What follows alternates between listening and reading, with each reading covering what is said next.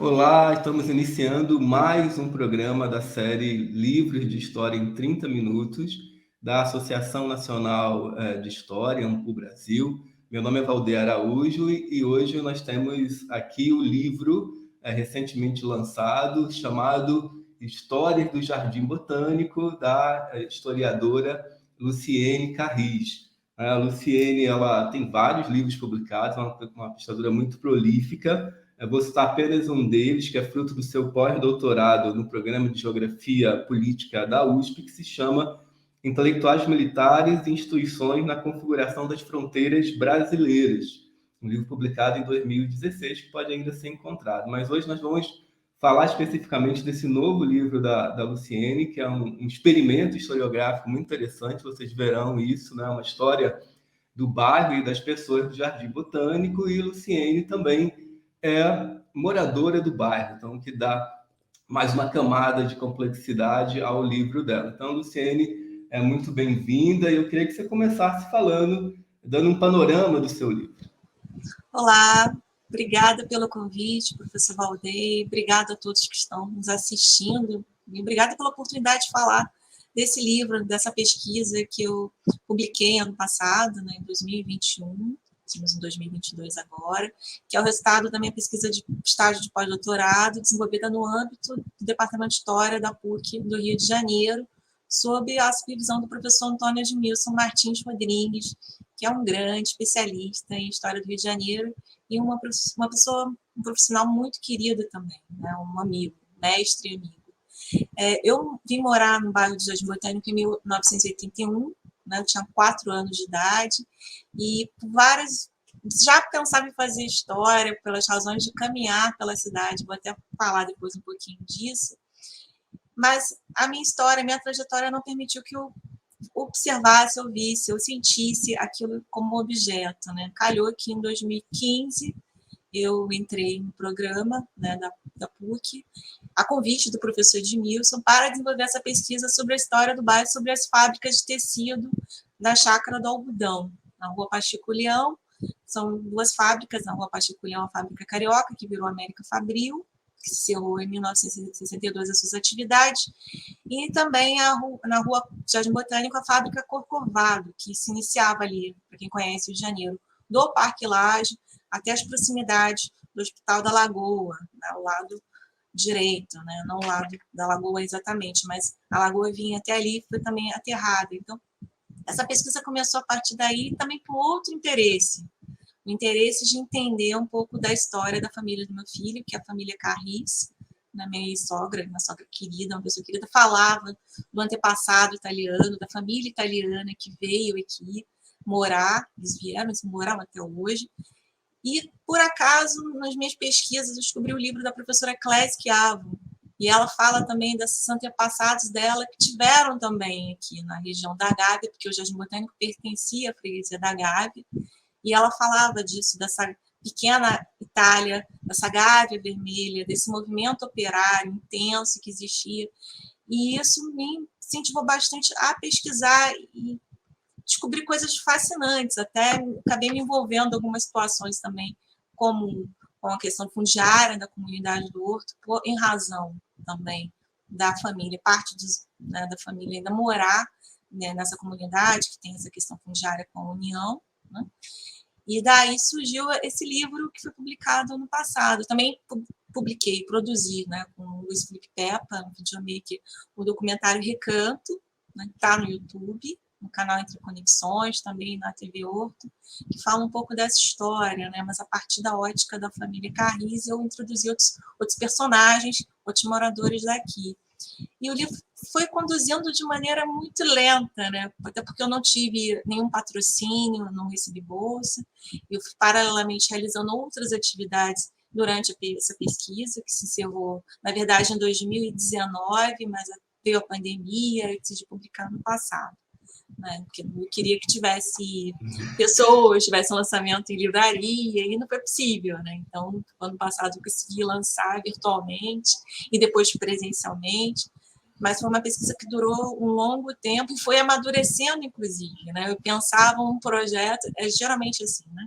A gente apresenta um projeto de mestrado, doutorado, iniciação científica que seja, e a gente vai amadurecendo ao longo das nossas leituras, com o nosso orientador, supervisor, com a nossa experiência, amadurecimento pessoal também, e a pesquisa, o resultado se transforma em outra coisa. Então, foi mais ou menos isso. Eu jamais pensei em introduzir a minha biografia, a minha trajetória pessoal nessa pesquisa, a minha subjetividade tão explícita assim nessa pesquisa, mas acabou sendo isso, né? Meio que um ensaio de água-história. Né?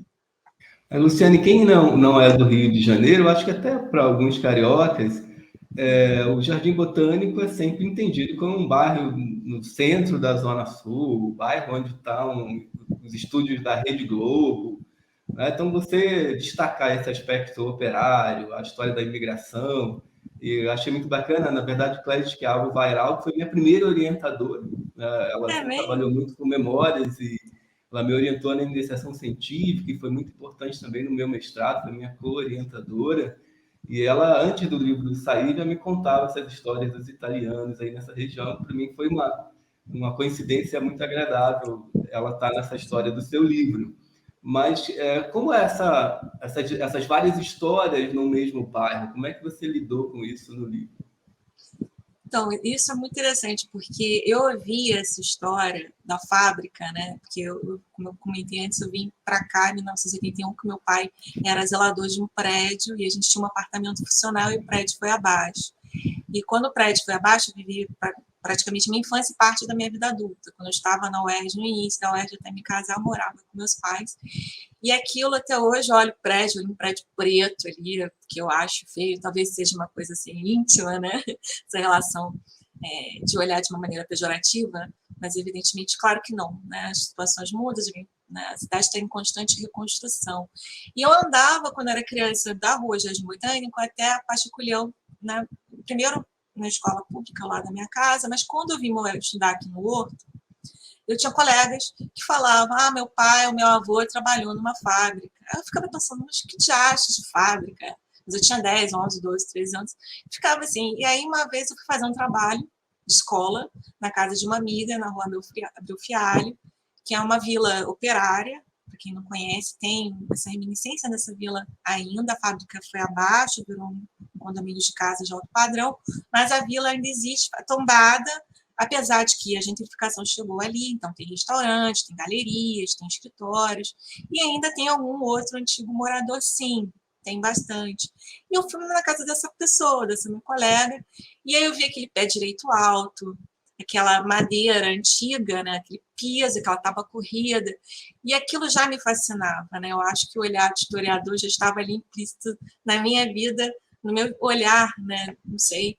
E aquilo me fascinava, eu ficava olhando aquela construção. E aquilo foi indo e ouvindo as histórias, né? Das pessoas mais velhas naquela ocasião. E depois da minha sogra, dos irmãos, dos tios, das outras pessoas da família que falavam, mas aqui tinha uma comunidade italiana, aqui tinha um carnaval de rua. Claro, a gente pensa em carnaval de rua hoje, mas teve uma retomada no Rio de Janeiro. Durante um bom tempo, o carnaval de rua se estendeu ao centro da cidade, ou em Ipanema. O Jardim Botânico tinha um outro bloquinho, mas era uma efervescência por conta desse associativismo, né, operário, o carnaval, não só as procissões, outros eventos. E ela falava isso com tanta intensidade que eu falava assim, não é possível. Eu ficava assim, mentira. E o nome dessa pessoa, que era o pai, né, da dona Wanda, é Basílio Carris. Ele chamava ele de Brasilino. Brasil brasileiro, né? E ele se declarava italiano. E, na verdade, ele não era italiano. Ele era filho de italiano, mas ele falava italiano, falava alemão, falava inglês. E chegou a viajar junto às expedições ali do Jardim Botânico, porque ele virou jardineiro. Estou me antecipando, mas ele acabou virando jardineiro do Jardim Botânico, não o jardineiro como a gente tem de hoje, tá? O jardineiro é uma profissão um pouco diferente, né? Realmente, também os jardins do século XVIII, enfim, ele tinha um conhecimento mais amplo sobre botânica, né? Tem até algumas plantas que ele coletou e que estão classificadas, estão no herbário virtual, quem o nome dele coletou. Então, tem uma importância bastante, né? Importância, eu acredito, o nome dele está ali como coletor. Ele não é o classificador, mas ele é o coletor. O classificador é um botânico, né? A gente vê lá nomes como a Graziella Maciel, que, né, é um botânico importantíssimo, outras figuras. Mas, e aí eu fico ouvindo essas histórias, né, dela falando da fábrica, porque o pai dela também trabalhou na fábrica, a dona Ana Wanda, o avô, meus colegas da escola também, e aí aquilo ficou. E aí, quando fui produzir esse documentário, de fato, o meu olhar sobre o bairro e conhecendo as pessoas, porque o livro também tem uma parte de depoimentos, né, que eu trabalhei bastante com história oral, eu passei a observar a história do bairro de outra forma, né? E aquilo sempre me incomodava, porque eu morava também num prédio que, quem lê o livro vai observar, que tinha muitos artistas, né? Tinha uma atriz famosa cuja sobrinha morava ali, então era bem frequentado. Então, um bairro dos artistas, porque a Rede Globo veio para cá em 65, 64, por aí, e a fábrica acabou em 62. As ruas aqui do bairro eram sets de filmagem de muitas novelas, tipo a Selva de Pedra, né? Muitas novelas. E aí eu começando a falava com o taxista, ali tinha um posto de gasolina, não tem mais, nesse posto foi gravado uma cena da novela Selva de Pedra, de 73, eu não era nascida, imagina. E aí eu ficava imaginando, por que os artistas vieram para cá? Então o bairro ficou associado realmente a ser um bairro dos artistas, e ainda tem. Hoje o foco é o jornalismo, né, da Globo aqui, o Projac foi criado, então foram para a Zona Oeste. E também esse passado de Dom João VI com a criação do Jardim Botânico em 1808, né, com jardim de aclimação de plantas exóticas, né, de experiências científicas e tal, tem importância na história das ciências do Brasil, sem dúvida.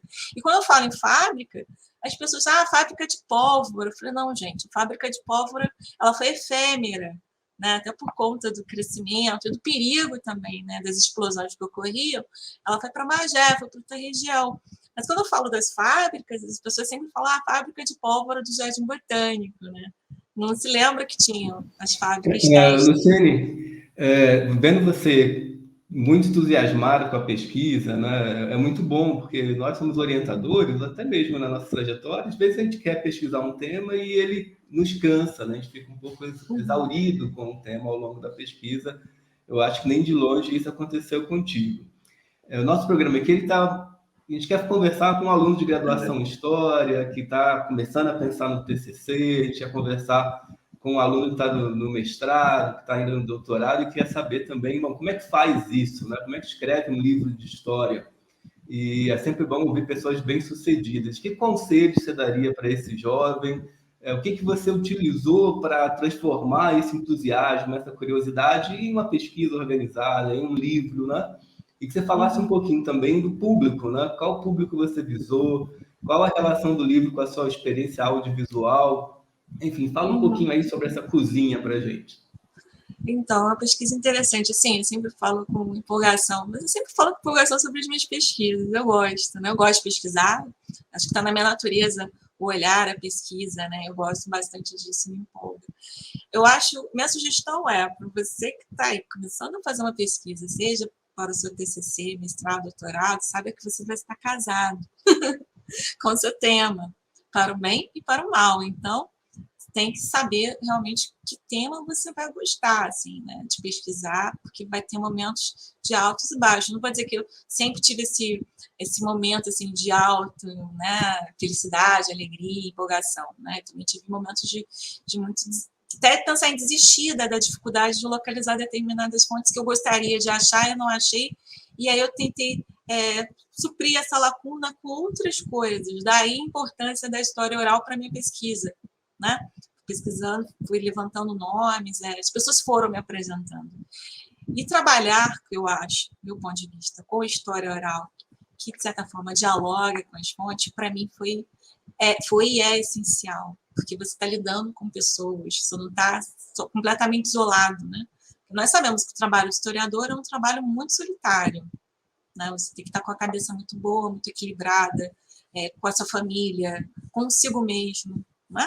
Eu acho que você lidar com um tema, primeiro, que você gosta, segundo, com pessoas, né? Eu acho que a gente, quanto profissional, a gente tem que pensar também que essa pesquisa ela tem que dar um produto para a sociedade. Assim que eu vejo, quando as pessoas olham o livro e falam, puxa, eu gostei da forma pela qual você escreve. né? Porque eu tinha uma tendência a escrever de uma forma muito mais, talvez prolixa, muito mais acadêmica, digamos assim. Não que eu não escreva academicamente, porque eu sinto as fontes, né? Tem toda uma questão metodológica de pesquisa que eu considero indispensável ao ofício de historiador. Mas, assim, eu acho que a gente, enquanto historiador, deveria escrever de uma forma um pouco mais acessível e palatável e agradável ao público, porque eu acho que a nossa pesquisa, o nosso trabalho acadêmico, livro, artigo, que seja, deveria e deve ser lido por várias pessoas, né? A gente não está escrevendo uma fórmula matemática, por exemplo, né? Não estou querendo menosprezar nada disso, né? O trabalho de outros colegas, mas eu acredito que a gente tem que escrever de uma forma que seja gostosa de ler, que seja interessante de ler, porque a gente encontra várias pessoas falando sobre história que falam bobagens. Tem canais no YouTube, né, mudando um pouco de foco, mas tem canais no YouTube, tem pessoas que escrevem, mas não tem tanta qualidade.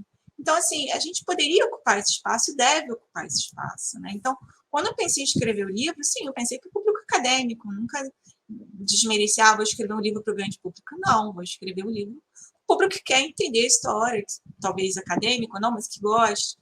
Mas aí eu falei, puxa, eu vou tentar escrever de uma outra forma, né? Um pouco mais agradável, que atraia tanto a pessoa que seja acadêmica quanto a pessoa que não seja. Né? Tem gente que não gosta de ler e que lê o livro. Eu falei assim, puxa, que legal, gostei, consegui ler o livro até o final. Eu falei, puxa, que bom. Né? Desculpa outra pergunta, Valdeir, você falou, mas eu já me Eu tinha esqueci. também perguntado sobre a sua experiência com o audiovisual, a Ah, produção de sim. um documentário. Eu sei que são muitas coisas, né? Mas hoje a gente está muito atento, né, no audiovisual, nas redes sociais, nas formas de comunicação pública da história, como uma nova oportunidade para a profissão historiador. Então, seria imperdoável não explorar um pouco essa sua experiência. E eu sei que os nossos alunos de graduação e os nossos jovens pesquisadores também estão muito atentos a essas novas possibilidades. Então, eu queria que você falasse um pouquinho para a gente também e que depois fizesse um passeio pelo sumário, dizendo que o sumário assim, é um sumário quase que literário, né? Não é aquele sumário acadêmico, é um sumário muito bacana. Eu acho que você poderia falar um pouquinho mais sobre o conteúdo do livro, ler um trechinho para a gente sentir um pouco do seu texto, mas, enfim, estamos aqui, a gente vai conversando à medida que os temas forem aparecendo, mas são muitos, você vê, né? Tá bom, não, com certeza. Então, na verdade, o documentário, ele surgiu porque eu tinha um canal no YouTube, né? Foi encerrado, a gente não publica mais, mas ele está online, que se chama Entre Conexões. Era um canal que eu entrevistei a gente, né? Eu, Vicente Saul, e o videomaker Luiz Felipe Peppa Mano, né? O nome dele, Peppa é apelido, Mano. E nós tivemos esse canal durante um tempo, a gente entrevistou o Zé Murilo de Carvalho, pessoas bastante interessantes, né? A Luciana Fagundes, e eu sempre tive esse interesse em trazer a história para o grande público, né?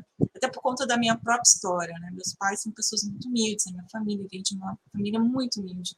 E eu ficava pensando como mostrar a importância da história para as pessoas que não são historiadores, para as pessoas que não são da área. Como eu vou, que linguagem eu vou trazer, né? E daí, o meu interesse já há muito tempo, né? Até por conta do Café História, conheci Bruno Leal na UERJ, muitos anos atrás, eu ficava pensando e aquilo ficou uma semente ali.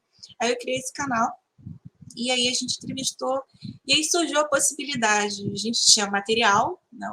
O Luiz Felipe, ele tinha câmera, ele era editor, ele é videomaker, e a gente foi fazendo isso de graça. No início, na verdade, a gente ia gravar a família Carris, os depoimentos, né, da minha sogra, das irmãs, elas estão lá logo no início do documentário. O documentário tem 31 minutos, é curtinho, tem um enfoque meio jornalístico e tal.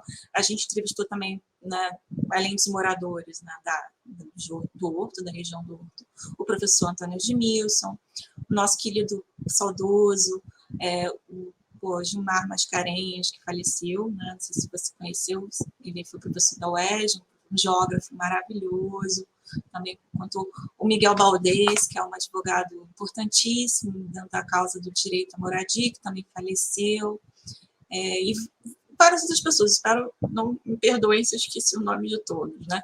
Mas a ideia foi essa, e trazer, né, nesse documentário, essa fala, essa escuta dessas pessoas, e também trazer especialistas que saibam sobre a evolução urbana, que saibam um pouco mais sobre a história do bairro. Eu não apareço no documentário, mas eu conduzi as entrevistas à medida que a gente tinha um pouco desse arsenal, né, dessa metodologia, dessa operação da história oral para poder entrevistar. E esse olhar de historiador, né? A gente vai lá com calma, às vezes as pessoas não querem falar muito, e aí a gente vai, né, sondando, vai conversando com calma, aí entrevista uma vez, entrevista duas vezes, aí a terceira vai bem, aí a gente grava também, não dá certo, mas foi o Felipe que teve praticamente trabalho técnico, né, material, assim, né, de fazer esse projeto.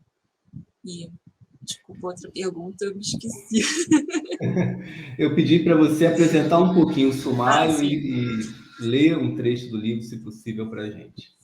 Sim, desculpem, que eu acaba me empolgando e me esqueço um pouco.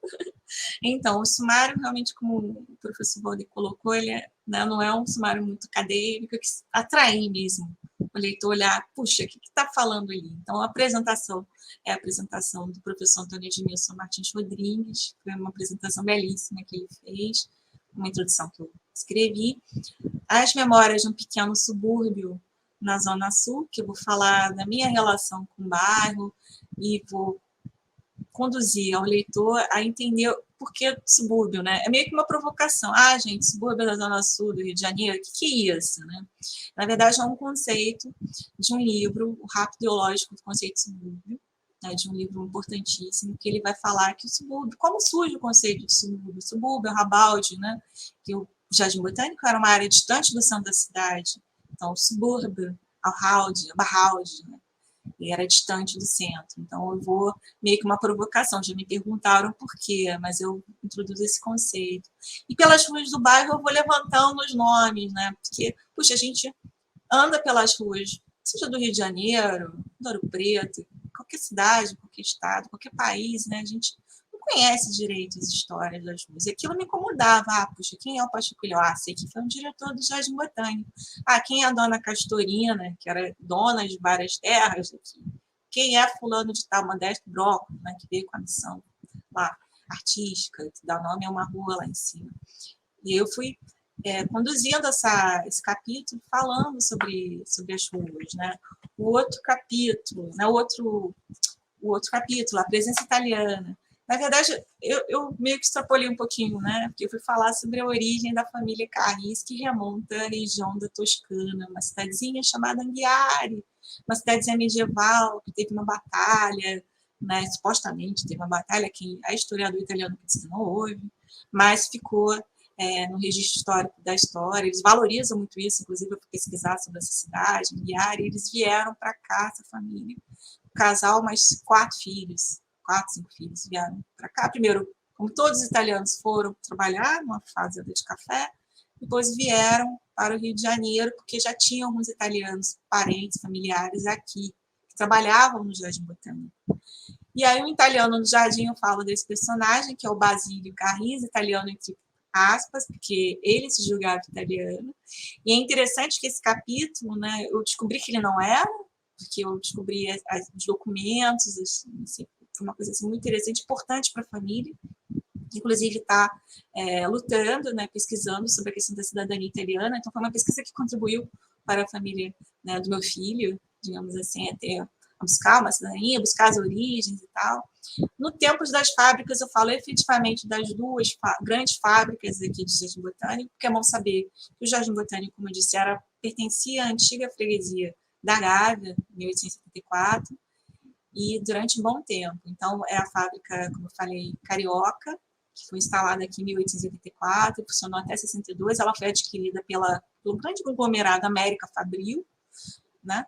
E cuja documentação está no Arquivo Geral da cidade do Rio de Janeiro. Né? Tem bastante documento ali sobre essa fábrica América Fabril. E a fábrica foi desativada, como eu falei, virou um condomínio de casas de padrão de luxo, é um condomínio que vinha, né? A fábrica que existia, e até a Rua Montmartre, a Rua Montmartre foi aberta, né? Para quem não conhece o Jardim Botânico, mas dá uma olhadinha no mapa, vai até o Jardim Botânico, até a Rede Globo. A Rede Globo comprou um pedaço ali desse terreno para construir o início do que viria a ser a grande Rede Globo que a gente conhece hoje. E a outra fábrica é a fábrica Companhia Fabril Corcovado. São duas fábricas testes que chegaram a ter cerca de 1.000 e poucos operários fabris e tal, aqui que moravam na Vila Operária, ou moravam em estalagens, habitações populares. Eu fiquei imaginando habitações populares nesse Jardim Botânico hoje, de alto padrão, né? Aristocrático, enfim. E, por último, os conflitos operários nas páginas dos periódicos, porque isso eu não achei nesses documentos oficiais, né, do Arquivo Geral, do Arquivo Nacional e tal.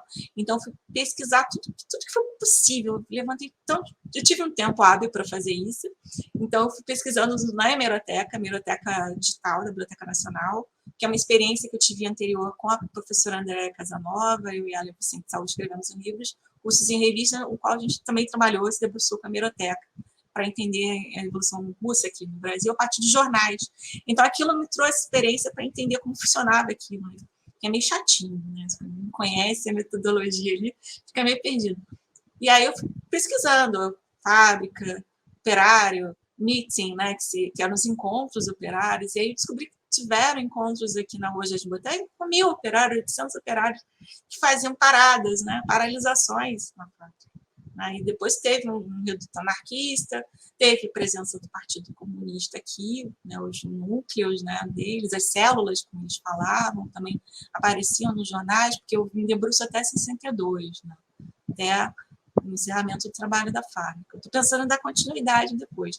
Aí eu encerro com as considerações finais, né, como qualquer pesquisa, TCC, mestrado, dissertação, mestrado, tese, doutorado, a gente termina com uma conclusão.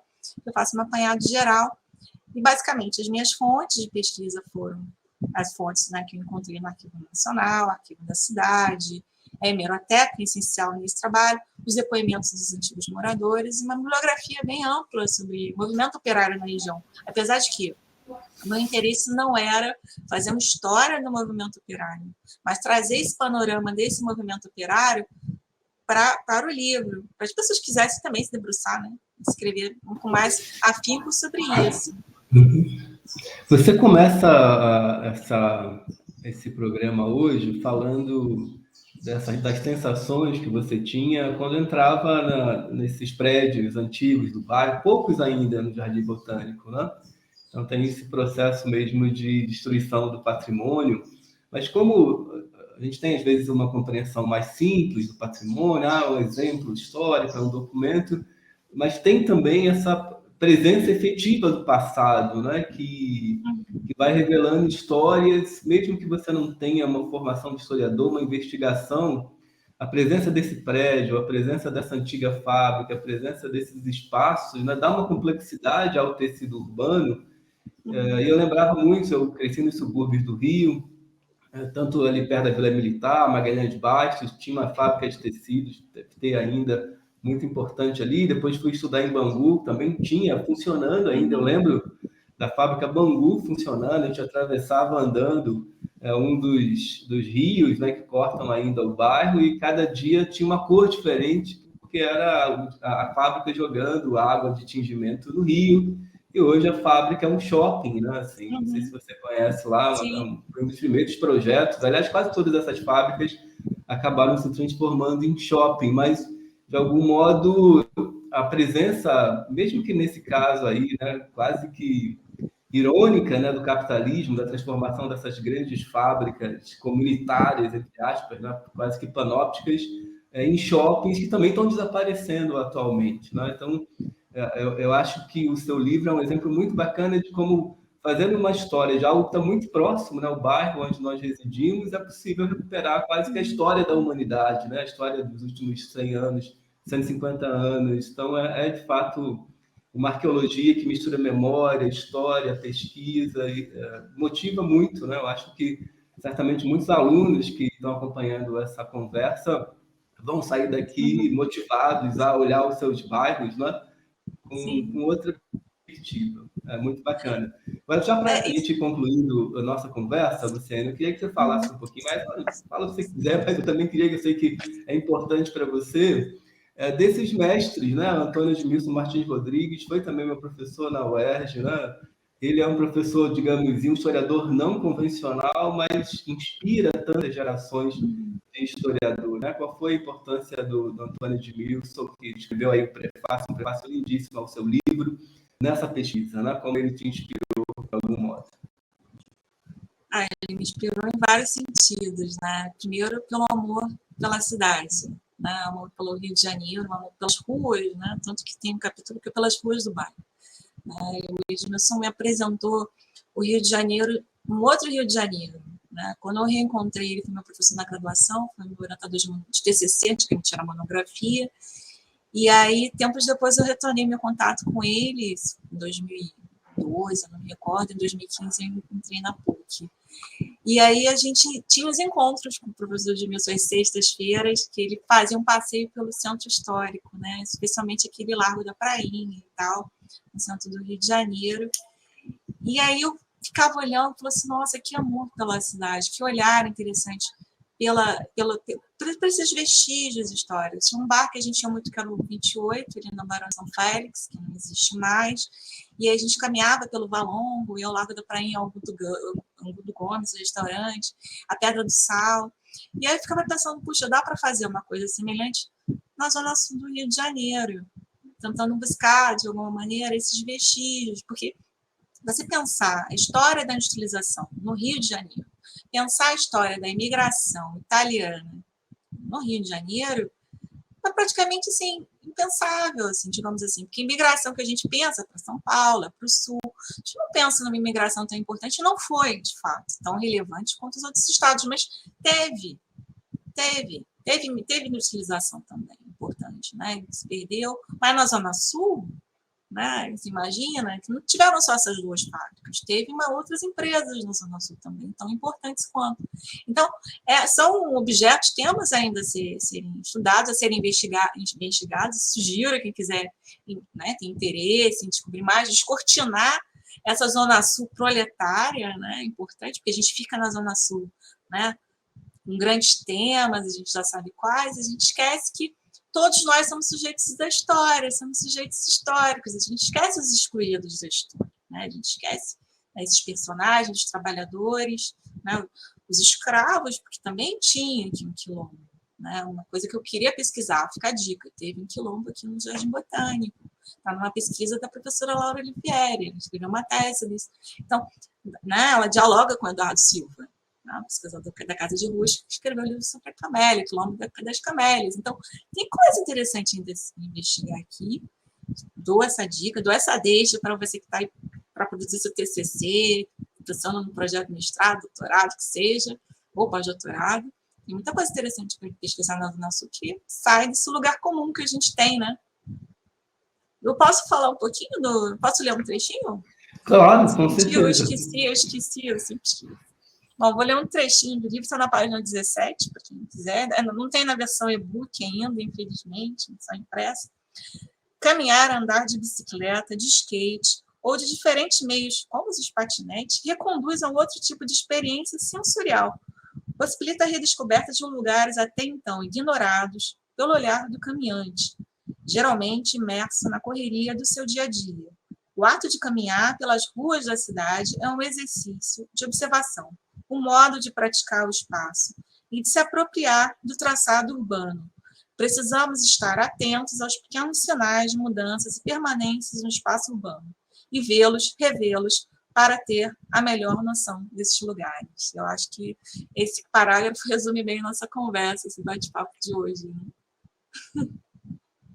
Luciene, infelizmente o nosso tempo acabou, o compromisso do programa é um pouco manter os 30 minutos, né? Quase que uma decisão retórica lá antiga, né? Como se o programa fosse uma espécie de soneto. Precisamos manter o formato, mas para mim, pelo menos, espero que para você também e para os nossos espectadores mais adiante, para mim foi uma experiência excelente, né? Foi realmente muito rico, muito condensado, mas muito rico.